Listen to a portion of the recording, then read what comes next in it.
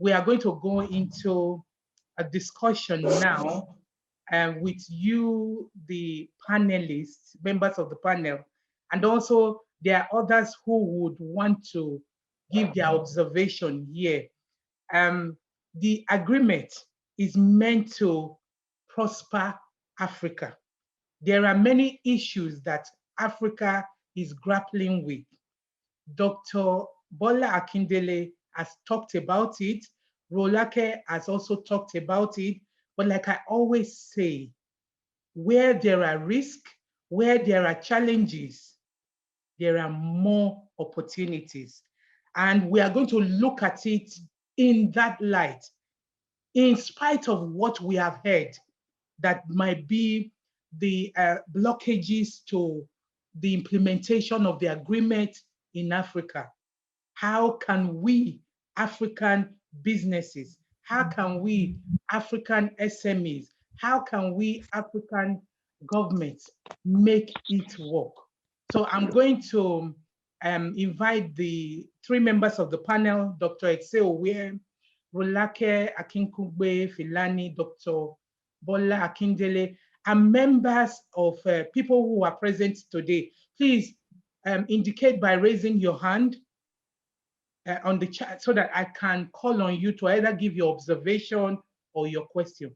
But right now, what I would say is I will throw a question at Rolake and Dr. Ekse Owe. We've heard what you have all said, and we've heard what Dr. Bola Akindele has said. We've heard what Rolake said, that they want to thrive in this agreement. So how do we make it work? First of all, Dr. Ekse Owe. Thank you very much. And thanks to Rolake and to Dr. Akindele for very, very insightful interventions. I think there are a number of issues. Making it work for who? For the SMEs or for the big corporations? And I think I want to use the issue of rules of origin and dumping raised by both Rolake and Adebola Akindele. For me, nobody needs to be told that China is already planning for Africa. About 2 years ago, I was part of a team that attended the China-Africa conference. China is already planning as to what needs to happen in terms of bringing in their goods. But what I see is that we must build the capacity of national governments to actually negotiate rules of origin that would not just be beneficial, but I would actually identify the required threshold for determining goods that are manufactured on the continent. So I think that will be key. But most importantly, what we want to see, like Rolake mentioned, is that political leadership across the continent to first ensuring that the required initiatives for success are put in place. Secondly, the political will to bring in the private sector players to the table, because you need to speak to them, and also ensure that the private sector guys come to the table, especially in Nigeria, where, to be honest, I share Dr. Akindele's view.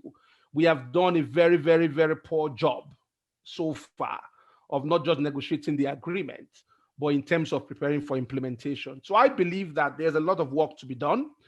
First, we must negotiate the rules of origin properly. Secondly, we must also have a framework put in place to ensure that the big manufacturers do not crowd out the small enterprises. Thank you. All right, thank you, Dr. Ekse Owe.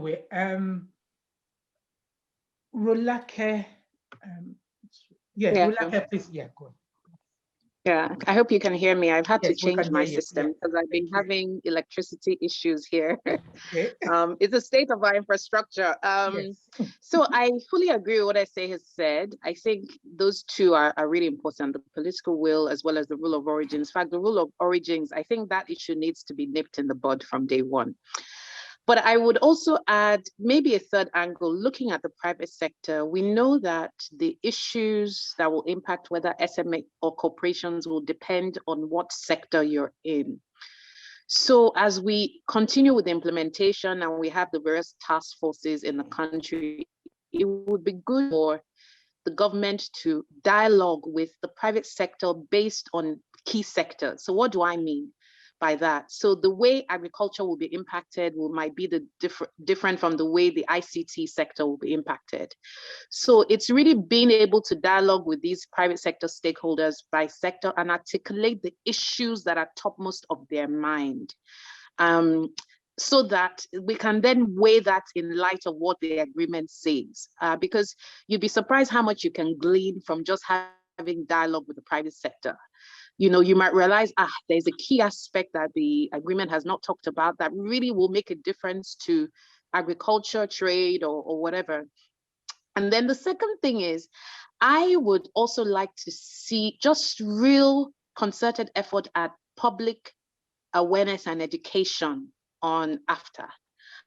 That's a really important thing. And, you know, I'm on so many groups and forums, and I'm sure many of you have experienced it. You're on WhatsApp chat and everybody's talking about AFTA, and you're seeing all sorts of whether falsehoods or myths or assumptions, people who don't even know anything about international trade law.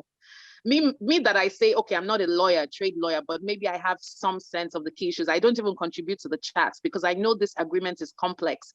But the truth is, you just hear someone say that, oh, China is going to dump all the goods on Africa. And we know that it's not quite like that. But people, there needs to be public awareness and education in Africa so that people can understand the nuances. And then the final point I would say is just, I personally want to know, as someone who, if I decide I'm going to set up an SME, say in the renewable energy sector, I want to know specifically, right now, the sector, solar importers are battling the Nigerian government on a tariff that has been placed on solar panel imports, right?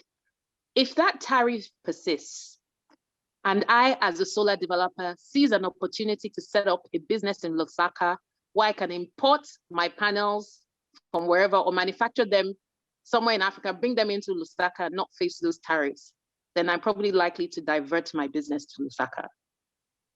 So what is the relationship between existing national trade policy and AFTA? And how will we have clarity on it? Why is this important? If Dr. Akindele was referring to the EU, one of the big points of contention over many years, from what I recall, of course now you guys are in Brexit mode, but I remember is which supersedes which? Is it national law or EU law? I know Africa, we've never been at that level, so maybe it's not something to worry about, but things can quickly become murky if we don't have clarity over how these rules apply, and especially with the concept of national sovereignty. So those would be my key points here. All right, thank you very much. I think before Dr. Akindele speaks, I think what Eseowe and Rolake, what you've talked about is the need for awareness, the need for education, and the need for clarity between what is national and what is Pan-African. And also, there needs to be trading laws. People need to be aware what is required. So in terms of what is their level of awareness, in terms of how do you do business really well, for you to be able to thrive in a continental agreement. Before Dr. Akindele talk, and before I go back to Eseowe and Rolake, I'm going to call on Victor Ikem. Victor, if you can unmute yourself and either ask a question or observation, because you raised your hand. Okay. Okay. Yeah. I'm going to raise an observation. Good afternoon, everyone, and thank you to all the presenters. My concern, I think, has been raised by Foluke in some ways about awareness. I believe that one of the critical issues that the AfCFTA is supposed to address is the issue of poverty in Africa by increasing productivity and ensuring that there is additional value chain created for people to participate. But the question that I ask myself is, how many people in the rural areas across the continent, specific to Nigeria, are aware about how they can participate and get the benefit of the agreement.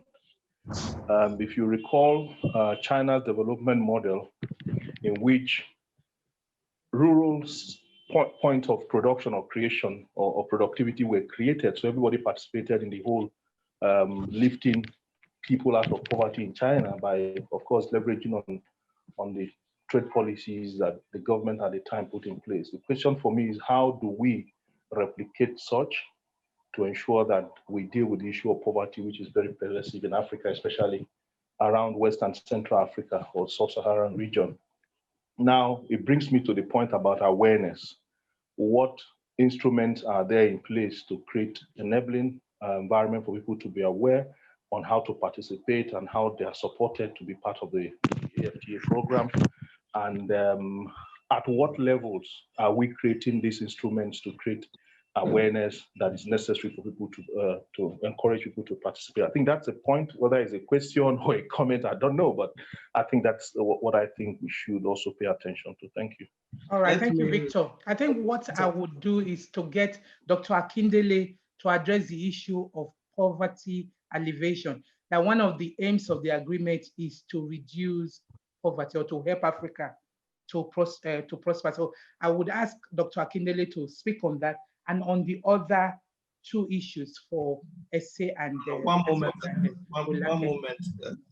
Sosa, one moment, please. Okay. Yeah, it's important that I come in here and I will tell you why.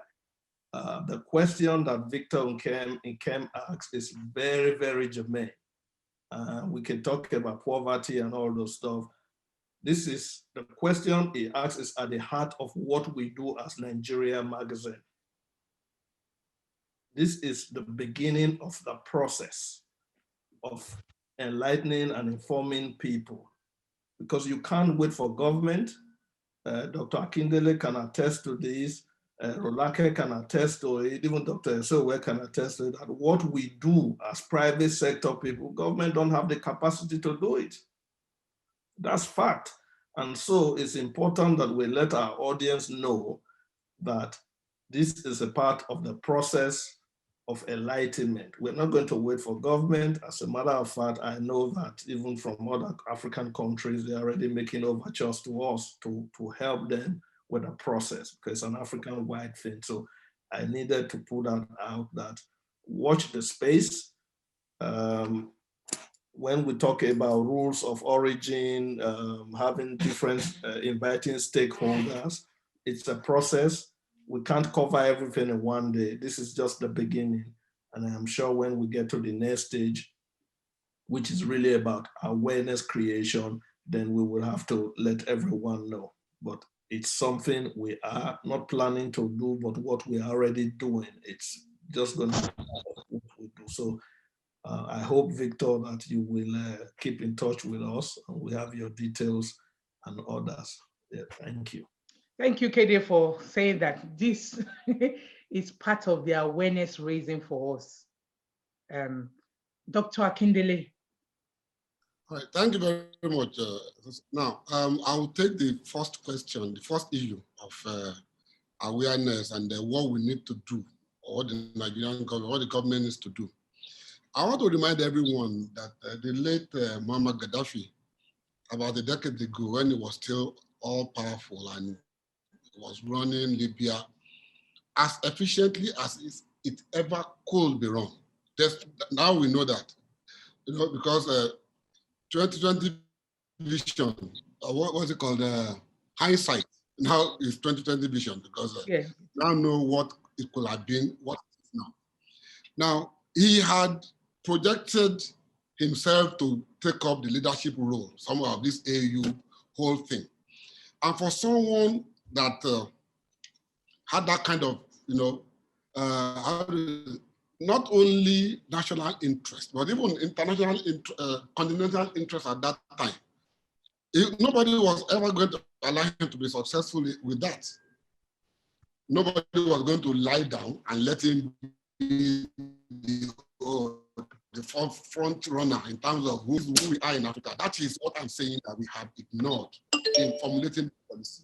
The African person, the African man or woman that is very nationalistic in practically everything they do, even within nations, it is always about what is the need for me, of my people. In terms of how we need to engage ourselves, via government or otherwise, government needs to know, in my own opinion, no one else's opinion, there was not any need to have rushed into this. Look at the NAFTA. Look at even the EU. When things have gone on for so long and you still have such lack, such poor awareness of the benefits of the whole program that led to that Brexit vote in the UK. They were part of, I don't care what party you said or whatever, you are aware, you are meant for you to have said, okay, we wanted to stay.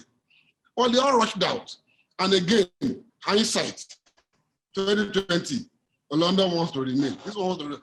That is what, in a system when they took their time in bringing themselves together, in joining or allowing people to join. Now, suddenly we are all being rerouted, different nations, so that everybody, we have not even started creating. I do not know, including Ghana, the Secretariat itself. Have they done it right? Have they done enough awareness? Now, that leads me to the second issue that Victor raised. You see, the level of awareness that would need to be created to avoid the kind of things that happen in America with NAFTA and in Europe with in EU with UK would be that the people that this matters to are the ones who do not understand 99% of what it is.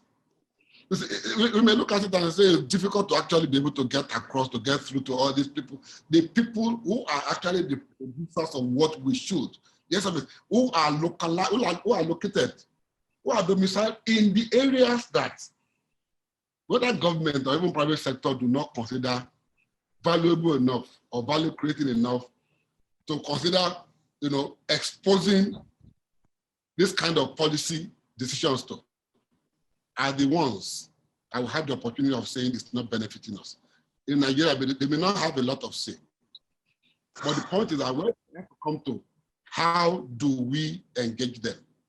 If we could go through, if we get through to them by GSM or by phone or by data, if M-Pesa could work all over Kenya, if you can reach your parents in the village, deepest part of the village, Western Union or whatever, it can be done. It's about the will. Do the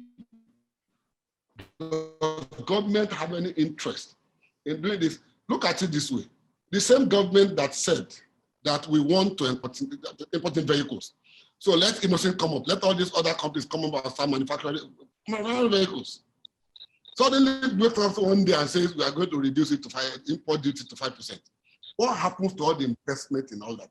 We do not have to rush into anything. Let all of us understand what is the need for us, whether as Nigerians or as Africans. Let us agree that we will not be enslaved again, either locally or internationally.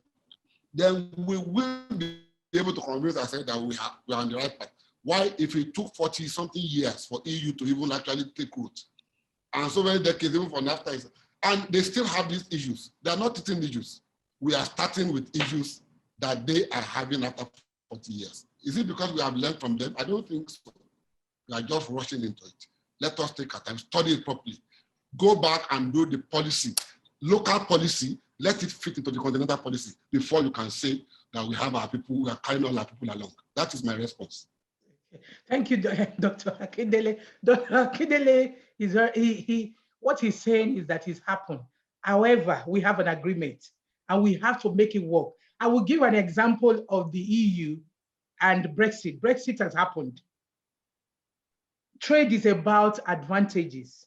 So it will happen. I can even see Don. Don is raising his hand. He's going to make an observation. But I will give Don, you will speak after Eseowe and Rolake. Eseowe, briefly, what is your response to Dr. Akindele? First, I don't think Nigeria or any country for that matter was forced into signing the agreement. While one appreciates the fact that there's an uneven level of preparedness across the continent, it is not enough to say that the agreement was not auspicious enough. And I understand where Dr. Akindele is coming from. It actually took Europe 35 years to move from the Treaty of Rome in 1957 to the Treaty of Maastricht in 1992 that set out the institutional framework for the functioning of the European Union. But that said, you must understand that there's a bit of background to what happened in Kigali in 2018 and what happened in Niamey in 2019 with the operational office of the AFCFTA. What I think we need to do at this point is to go back to the basics. First, the issue of complementary policy initiatives that can drive the agreement must be put in place. The political will must be there. And most importantly, like someone mentioned, the issue of poverty and economic inclusion. How can we actually leverage the AFCFTA to actually pull out the so-called 99% out of poverty? And I think that is doable. I'm not as pessimistic. I think that is doable if we get our acts right. Unfortunately, and this is not to indict anybody, unfortunately, Nigerian government has not been very coordinated in putting the right policies in place. And I also don't think it's too late in the day. Should we get our acts together, we can actually pull the right stakeholders together. And one other issue I need to mention is on the issue of, as Rolake mentioned, on the issue of enlightenment. There is so much ambiguity with regards to the scope and reach of the AFCFTA. Most business people, large, small, and medium, do not even know what the agreement is all about and what it intends to do for Africa. And a point Rolake made, which I must actually point out, is that there is indeed going to be a tension between national regulatory competence and continental liberalization. It's been an issue right from when the European Union started in 1957. And as far back as 1981, we had a case in the EU called the Cassis de Jean, and people who are conversant with EU law would know this. It was the case that actually entrenched what was called the so-called fundamental freedoms in continental trade: free movement of people, free movement of persons, free movement of capital, and free movement of the fourth one, technology, I think. But the key thing is that what we need to do as a continent is to ensure that the national regulatory space is ring-fenced in such a way that it does not actually violate continental trade rules. Because the truth is, once you commit to liberalization, you can no longer, adopt discriminatory practices. So if you say that you want to allow service providers to perform XYZ, you cannot treat a service provider from country A in a preferential manner compared to country B. So I believe that yes, the tension would remain, but the minute you commit to liberalizing trade, you must obey the rules. And that brings us to the issue of dispute settlement. We must then strengthen the dispute settlement institutional framework of the AFCFTA, which was actually negotiated alongside phase one negotiations. So we've got a DSB body in place. Structures have been put for the Secretariat to nominate members across the country, the appellate body, the trial panel, and all of that. So I think we can make this happen. But I think the first thing, like Rolake pointed out, is that we must have continental leaders, continental champions, who would give the needed political will, pull the private sector together, prioritize the sectors you want to prioritize, start trading, have confidence in the system, knowing that you can have recourse to dispute settlement, but most importantly, getting everybody on the table. Thank you. Thank you. Rolake, quickly, and then Don, and then Professor Jaishimi after. Yeah, Rolake. Yes, so sorry, Esosa, I think because of my connection, I probably dropped off at some point. Okay. So I missed like almost 10 minutes of discussion, or somewhere between 5 and 10. So I'm not really sure what Dr. you had Akindele is specifically. saying that Nigeria was dragged into the agreement, and Oh, okay, yeah, that part I between, heard. yeah. That's not sorry. If I came across like that, sorry, so sorry. No, I wasn't going to say. What you were saying is that. I understand. It wasn't, he didn't say it like that. No, you didn't say it like that. Yeah, he didn't say it like that. But I think, well, I would respond to two things. I think Nigeria, you know, had many false starts on this. And I think, but that was probably a broader reflection of the fact that for a long time, our leadership from a continental perspective has waned. Let's face it. We've been engrossed in a lot of our own domestic issues. We haven't really been visible in terms of African diplomacy, like we had under previous government. So I think that was related to this. The other factor here, and I think which speaks to the potential for success or otherwise, is that they're what I would call parochial interests. So there are different lobbies domestically. Let's look from the Manufacturing Association of Nigeria to the various lobbies who maybe their understanding or the way they interpret after in light of their own industry or business, you know, it differs. And so it requires, and I think that was one of the reasons that caused the hesitation on the part of the government. Let's be honest. I don't think it's a case that the government just saw this, you know, this is not going to be good for us. We're not going to opt in. We're going to waste time. We're going to delay. There was clearly some negotiations and discussions that were going on behind the scenes. But we can no longer afford that to happen because let's face it, we're losing a lot of our influence continentally, diplomatic influence as a country. So we need to find ways to collaborate with some of the other actors, countries like Rwanda, like South Africa, maybe not so much South Africa, to be honest, but Rwanda, for instance, has really made its voice heard where this agreement is concerned. So I think enough of the false starts. Let's move forward. Let's be at the table so that we can put forward the issues that concern us as a country vis-a-vis the agreement and the concerns we have. I mean, we're still dealing with our closed borders with our neighbors. Let's even tackle that issue and understand the dynamics that cause that sort of policy or intervention in the first place so that we have a clear path forward where AfCFTA is concerned. And then finally, if successful, and I hope it is actually successful. So let me just change and say when successful, it's just a function of timing. AfCFTA, pretty much like the way young people, when I was in school, social studies, you study things like the African Union. You study, you study some of the great independence liberators, your Nkrumahs, your Leopold Senghor.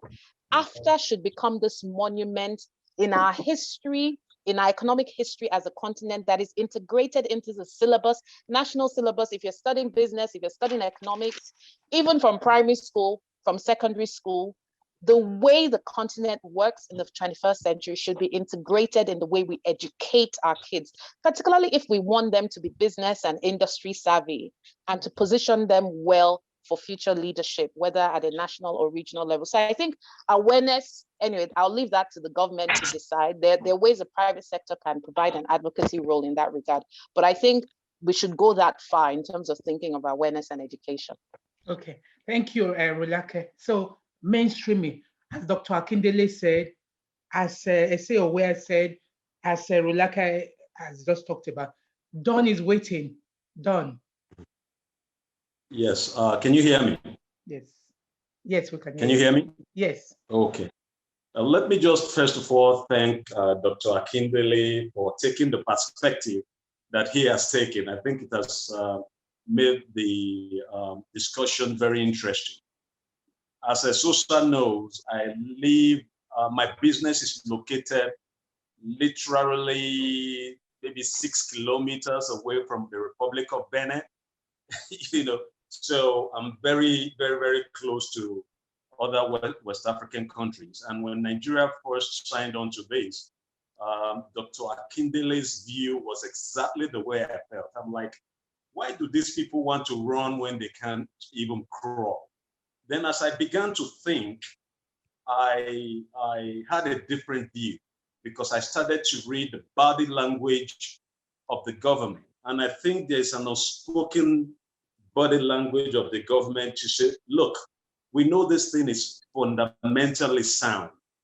We know this is something good for us. We know it's something good for Nigeria. We know it's something good for Africa. We've done our part as a government. We know we lack many, many other things. But we also know that we have some of the best minds in the world. We also have some of the most aggressive business people in the world. So we are now shifting that responsibility to those people. We've even survived, even before this. We know what's going on in Ghana. We know what's going on in South Africa. And Dr. Akindele alluded to this, the perception that people have of Nigerians out there. So, and also the history he gave about how long it took for the EU to get to where they are today. But I believe because of ICT and just technology in general, because now you don't necessarily have to travel to Ghana, for instance, to get anything from Ghana. Neither do Ghanaians have to travel to Nigeria to purchase your goods, right? There are all sorts of logistical ways of moving things around. So we needn't reinvent the wheel here. There are many things that can aid us with this to make it happen for us. Yeah. Let me say this. I have been as pessimistic as anyone can be about this because, you know, my business is in Badagry, for those who know Lagos. I know how many checkpoints there are. I can count at least 30 checkpoints. And just last week here, I took a drive to the Badagry border just to see what opening the border meant, right, to the real sector. Every storehouse there, you know, that used to do business there, all the people that used to, they're still not open. So in the real sense, the border is still not open. But I do believe that this can work. And I do believe that what we need to do as business people is to take the model that Nollywood took, right? Our government, they know. It just seemed like we're not able to get it together in that sphere, right? Yeah. But I believe we have to work this the other way around. I think private sector has to drive this, private sector to private sector. And I believe that is where MBS comes in. I think MBS should liaise with similar media in other countries and bring together other business minds from other countries. First, let's start with West Africa, right?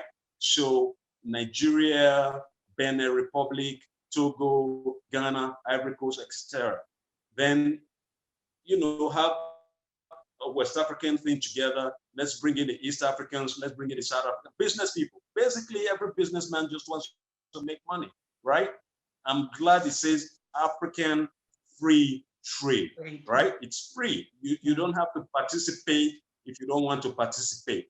However, you're looking for money. You're looking for profit. And like Rolanke alluded to earlier, if your business is going to give you more money in Lusaka, well, that's just where you're going to go. And I think what the government did, you know, I think what the government did is just to put the legal framework together so that business people can now have some kind of legal framework within which work as business people. I'll stop there. Thank you. Oh, thank you, Don. You put it very succinctly. So the framework is there for African businesses to operate from. So there shouldn't be any need for us to now say what will work or what won't work. Because right now, we're in a very unique situation. We can use digital, we can use technology to drive African business. We don't have to go back to the way things were being done. There are many ways we can do things. So we need to be looking at it. How can we, the model we have, How can we use the Uber model? How can we use the Amazon model? I think that's a challenge for us that Don has set and every other speaker has told us about. The agreement is there. There's no going back. Just like Brexit happened, we need to make it work. So I will now call on Professor Rotimi Jayetinmi to give, I don't know if it's a question or an observation you're going to make. Please unmute yourself. Thank you. Hello, good afternoon. Can you hear me? Yes, yes, we can hear you. Lovely. Thank you. Thank you for the rich discussion. My background is medicine. I am a doctor and also venture into medical infrastructure. Africa and Nigeria are not short of policies, just as John and Esosa have said. But one of the issues we have is that of implementation. You have a lot of intersectorial departments that do not talk to each other. You've got central bank, you've got customs, you've got foreign affairs, and all of these different departments really need to come together to understand what the free trade zone is about, and that will bring about a degree of success. Again, we do not publicize the successes we have in Africa. There's no doubt that we've had a number of successes, but if you ask people to give examples, I think we will struggle. So in the areas where we have succeeded in cooperation, I think we should emphasize that and learn from the way they arrive at their success. One of the other things I'm going to say is about Big Brother. Most of what I've heard today is Nigeria, Nigeria, Nigeria, Nigeria. Nigeria is not Africa. Yes, it is a big country, it's the biggest, maybe even Libya is bigger. I think we have to underplay that, because most other African countries think Nigeria will want to overtake or dominate whatever agreement we have. So we've got to be very mindful and sensitive to the other nations. We are all equal partners in this venture. And my last point is the political will. We do have some nations where they've had continuous political precedents imposed, but do they talk to their neighbors? Are the countries stable enough? So we need that political will to drive this trade agreement. I think, and just to round up, implementation science is very important. The Millennium Development Goals did not succeed in Africa because we lacked the means and the way to implement them. So I think we have to go back to the drawing board and look at what implementation science is all about and train people in that regard. And I think if we do that, it's a long journey. We will eventually get there. So just once again, thank you to the panelists for your useful contribution. Thank you. Thank you, Dr. Jayetinmi. Thank you very much. I'm just looking at the chat. Paul Nosa Ogehon has said, free trade agreement is probably too ambitious at this point. We could have taken a cue from Asia Pacific trade agreement, which only grants trade concessions and preferential tariffs agreements to its members. Rule of origin, hold on, notwithstanding, nothing stops Swiss giant Nestle that have leveraged backward integration in cocoa value chain to control the local Ivorian market from flooding other countries with their products using their giant dominance of the industry. The disparity between African countries will also be a challenge. 16 countries are landlocked, 22 countries have less than 5 million in population, and only 6 have per capita GDP of 10K and above. This was the same reason why NAFTA failed, because of the disparity between US and other actors. Yes, there are a lot of challenges like we have talked about. However, the challenges present very good opportunities. So this is the start of it. So let us focus on that. As Professor Jayesimi said, let us find good examples for us to ensure that this agreement works. Yes, things are in place. We need to do a lot of things as individual businesses, as countries, as regions, but the agreement presents very beautiful opportunities. So what I'm going to do, because we don't really have any time now, is to call on the panel of speakers to give their closing remarks. And I will also invite KDIE to also give its closing remarks. Starting with Dr. Eseowe. Thank you very much, Esosa, and thank you everyone for this opportunity to speak. I think there's a consensus amongst everybody today that the AFCFTA presents opportunities for Africa. I think we are also quite clear in our mind that there are institutional and practical constraints that we have to surmount to actually move the agreement from a mere agreement in itself to the impact phase. Just one thing, I want us to remain optimistic. This is Africa's biggest startup. And if there's anything we can take from it, it's been the continental response to the COVID-19 pandemic. For the first time in Africa's recent history, the continent is procuring vaccines as a single block, with financing provided by Afrexim Bank. $2 billion was approved last week. That is a good pointer, and I believe we must begin to pull together if we must emerge as the continent of the decade. Thank you very much. Thank you, Dr. Eseowe. So optimism, first and foremost. As a continent, we've been able to procure as a block the vaccine. So can you imagine other opportunities that lies ahead? Rolake, your closing remarks, please. Yeah, thank you very much. I'm really excited about the vaccine procurement as a block. I think that's a major, that shows progress. So for me, three words: jobs, jobs, jobs. I think this really needs to prove and validate its existence if it ultimately contributes to long-term sustainable and inclusive growth.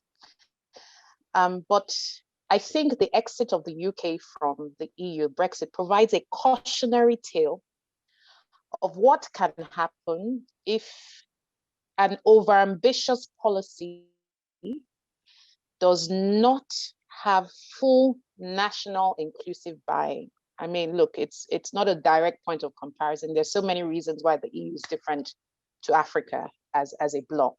But I think that most people would argue that the EU and the Economic and Monetary Union is one of the most successful examples in the world of integration. But yet, when it mattered the most, one of the biggest economic players in the region pulled out of the agreement ultimately in the 21st century. I hope this is not a tale of what Nigeria could do years down the line, but again, it provides a cautionary tale of the way regional and economic integration can actually change people's lives. And the onus is going to be on all of us, private sector and the public sector, to join hands to make sure that it creates the job and the economic growth that we desire. Thank you. Thank you, Rolake. So jobs, jobs, jobs. And according to what the World Bank says, we have every year about 11 million people entering the labor market. So the agreement presents huge opportunity for jobs for Africans and for prosperity for African countries. And Dr. Bola Akindele, your closing remarks, please.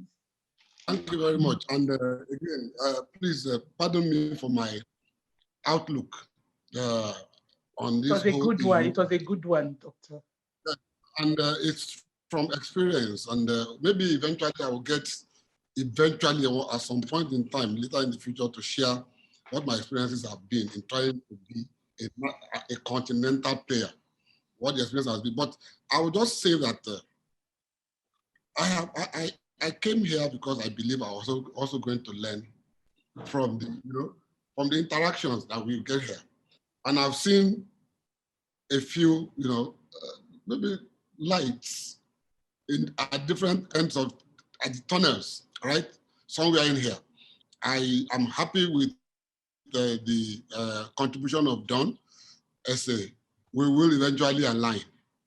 And Rolake has actually, spoken as to what most of what I would have been worried about, what I've been worried about. What we just have to realize is that, yes, Nigeria is not Africa, as Professor Jason said.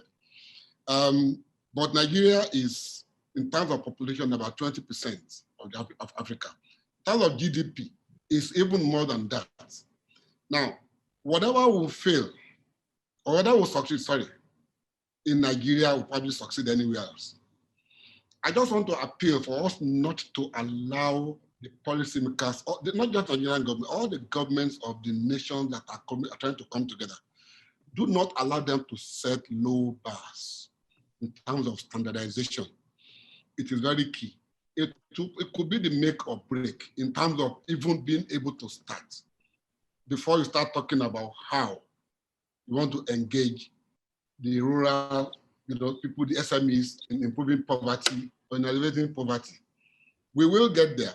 Let us learn from the experiences of, the EU, NAFTA, the Asian, and we will be able to correct some of the things that we had not adjusted for. Lastly, we must never ignore that nature, the intrinsic nature of the African in terms of nationalism in crafting any such, program. Thank you very much, and it's been great, participating here. Thank you all very much. God bless you. Thank you, Dr. Akindele. Very, very insightful. So we mustn't forget where we come from, and also where we come from is where the opportunities are. So, and we need to learn from that. We need to make it an Afrocentric agreement. It has to be an agreement that will work for us. That is what Dr. Bola Akindele's stance is on. And I would now like to call on Kede to give his closing remarks. Kede. Yeah, well, first of all, let me thank the speakers. Ladies first, Rolake Akinkunmi Filani is not new to us. I remember the first time I picked up the phone and spoke to her 11 years ago when she was at Eurasia, and she was a brilliant speaker at the Nigeria Magazine's maiden introduction into the scene in London here. So thank you very much. Dr. Akindele is not also a stranger to us. He's been very supportive, and we've done a lot of events together. He's come all the way from Nigeria in the past to come and speak to a big audience. And of course, Dr. Ese Owie is another expert who has done justice to the program this afternoon. And then I have to also very much thank our participants, because the interactive section has been very interesting. I've listened very carefully, and I think if I'm to say this, the concerns is what I hold. But sometimes as a host, you are meant to be impartial. But I align with all the three speakers and the participants. The only thing I have to say, which would be a beauty, is really that we have been working very hard on taking AFCFTA. I still cannot pronounce it. I can only use the, the alphabet. We've been actually working very hard on taking it forward. So when views are aligned with what you are thinking, then it shows you're doing the right thing. And so again, we're not going to wait for government. We've never actually waited for government as Nigeria Magazine. We've actually driven the narrative even when government was slow and kicking. And I can tell you this, that honestly speaking, 2013 Nigeria Magazine was the first African media to tell the world that Nigeria had the largest economy in Africa, even when Nigeria had not rebased. We were very clear about that. We knew it was 550 billion, and more than South Africa. And at the end of the day, that's what it came to be. So we actually are leaders. I'm not saying it because, yes, I'm chairman of Nigeria Magazine. It's based on facts. We actually, as an organization, lead. And so some of the things that have been said today, we are going to implement. And we will, the journey has just begun with AFTA, and I'm very, very confident that it will go well. And like everything that starts, there are always wobbles. It's not going to come out very well. I mean, even the headquarters in Ghana, if you were to go on their website, I'm sure that you will be challenged. You won't get the right information unnecessarily. But having said that, I think it's been a very wonderful day. Our next event actually is 10 days from today, which is on diversity and inclusion. And we will send out messages. So let me not take too much of your time. 2 hours has been a lot. And in closing, it's always like when I did in the beginning to just highlight that Courtville Business Solutions PLC were one of our supporters, and MEPON Services were also one of our supporters. And thank you very much to them, because this program do take a lot to put together. And have a very wonderful weekend, and God bless you all. Thank you. Thank you, everyone. And we will see you in 2 weeks' time. Journey with us. We've got an exciting program of events coming up. So thank you, and have a blessed weekend. Bye, everyone. Bye.